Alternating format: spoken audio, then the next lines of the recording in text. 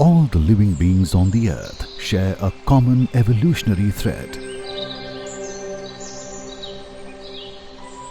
A genetic language that is universal, yet able to create a cosmos of biological diversity. This diversity is the expression of hereditary traits passed from generation to generation.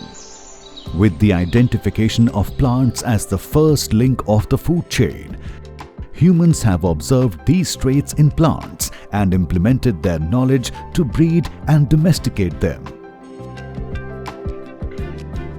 Passing through the test of time, the human race has identified, selected, tended and utilized the variations among the plant species.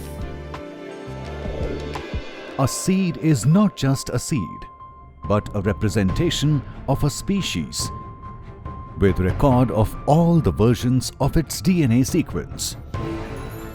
This wealth of diversity found among and within the plant species is called plant genetic resource.